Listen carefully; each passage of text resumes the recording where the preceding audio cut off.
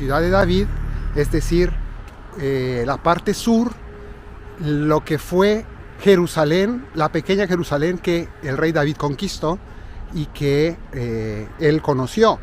Estoy en el sitio donde él tuvo su palacio, que es justo arriba de la ciudad, la parte más alta de aquella ciudad de David, que estamos aquí, digamos, podemos ver cómo se ve hoy. Esta es la parte más alta de esta zona, que es lo que fue la Jerusalén antigua, la Jerusalén de los jebuseos, ¿no? La ciudad que se llamaba Jebús, y era de los jebuseos. David la conquistó y la convirtió en Jerusalén, y está justo debajo de lo que después fue el templo de Jerusalén.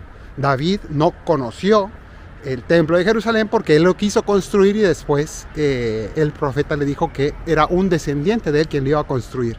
Por tanto, aquí arriba David colocó la tienda del encuentro, el arca de la alianza, pero sin templo. Sería después su hijo Salomón quien construiría el templo. Pero desde aquí podemos ver la vista que tenía el rey David desde su palacio. Todo esto lo veía él. Esto que vemos aquí, esto de ahí es el Monte de los Olivos, y esto es el Valle Cedrón, que Jesús también atravesó para ir a Getsemaní, y también el rey David varias veces lo atravesó cuando huyó y cuando tuvo distintos problemas, cuando huyó de Jerusalén. Bueno, pero hoy quiero leerles desde aquí el pasaje de la primera lectura, porque precisamente se desarrolla en esta terraza. Más o menos aquí estaba colocada el palacio de David, y en la parte superior, que es esta donde me encuentro ahora, aquí en esta terraza, en este mirador, bueno, pues aquí el rey David pues vivió lo que vamos a leer hoy en la primera lectura. Dice así: lectura del segundo libro de Samuel.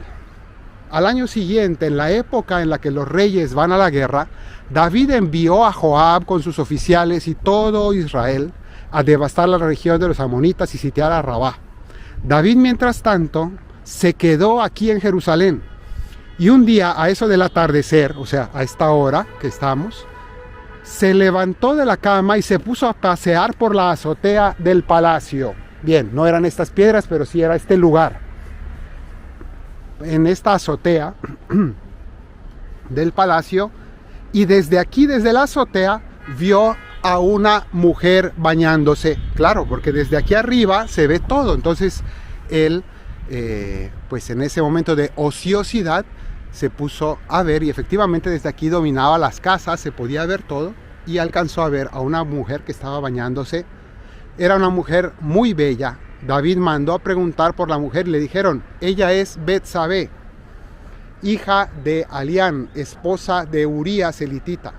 David mandó a unos para que se la trajesen, y después Betsabé volvió a su casa, quedó encinta y mandó este aviso a David: estoy embarazada. Entonces David mandó esta orden a Joab: mándame a Urías elitita. Y Joab se lo mandó. Cuando Urías llegó, David le preguntó por Joab, por el ejército y por la guerra, y luego le dijo: anda a casa a lavarte los pies.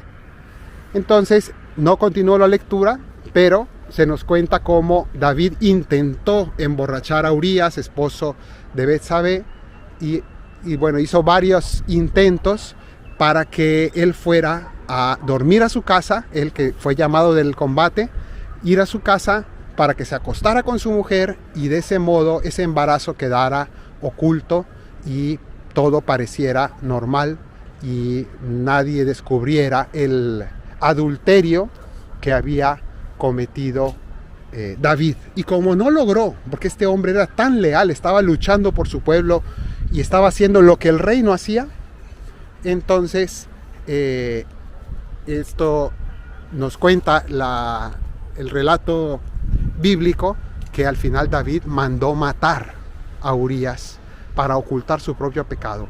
Un hombre realmente que llegó a lo más bajo, David, un pecado gigante, ¿no? Del adulterio, de la lujuria, pasó al engaño y a tratar de emborrachar a este hombre y a tratar de engañarlo y de ocultar ese crimen y de hacer que pareciera que el hijo era de Urías y no era de David, que nadie supiera, para guardar su prestigio, y al final terminó matando, convirtiéndose en un asesino.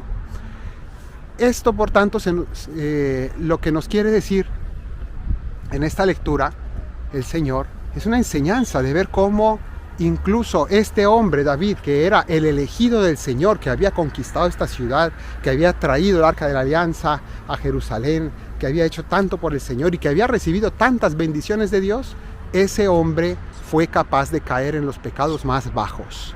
Y entonces, si él pudo caer en lo más bajo, pues nosotros también, todos somos seres humanos y tenemos que cuidarnos. Nadie diga, de esta agua no beberé, como suele decir el dicho. Nadie piense que está a salvo de caer muy bajo. Y así David cayó en lo más bajo de todo, en pecados gravísimos. Ya era grave el adulterio, pero cuánto más grave aún el asesinato que cometió para salvar su propio prestigio. Realmente no midió las consecuencias de sus acciones. Eso es lo que nos está mostrando hoy la Biblia. Pero también después seguirá la enseñanza, no se queda allí en el pesimismo. Después veremos cómo sigue la vida de David, pero veamos que realmente el pecado es una realidad también de los elegidos de Dios, ¿no? Que los elegidos de Dios para cualquier misión grande, también para ser ministros de Dios, servidores de Dios, un sacerdote, cualquier persona puede llegar a los pecados más graves si no nos cuidamos, si no estamos atentos. Y sobre todo, ¿cuál fue la causa de que David cayera en esto? Pues él estaba en medio de una ociosidad y en lugar de estar cumpliendo su deber, estaba aquí sin hacer nada mientras su pueblo estaba luchando. Él realmente se había relajado, no fue de un día para otro, sino que realmente fue una decadencia lenta en la que él se fue dejando llevar, pues perdiendo el fervor. Y así también se llega al pecado en nuestra vida, cuando vamos abandonando la oración, abandonando nuestro deber, abandonando las cosas importantes de la vida. Entonces tarde o temprano terminamos cayendo en lo que nunca hubiéramos imaginado. El Señor nos libre de graves pecados, pero para ello necesitamos seguir el consejo de Cristo aquí enfrente, aquí en Getsemaní, en el Monte de los Olivos, abajo el Huerto de los Olivos. ¿Qué dijo Jesús allí? Le dijo a sus discípulos: oren y velen para que no caigan en tentación, porque el espíritu está pronto, pero la carne es débil. Y efectivamente así fue. No oraron, terminaron cayendo. Que el Señor te bendiga desde Sion, el que hizo cielo y tierra. En el nombre del Padre, del Hijo y del Espíritu Santo. Amén. Te invito a descargar la aplicación Mensis Eucharisticus, Mes Eucarístico, que es una herramienta maravillosa para tu oración, para tu vida espiritual, para prepararte antes de misa o para dar gracias después de misa.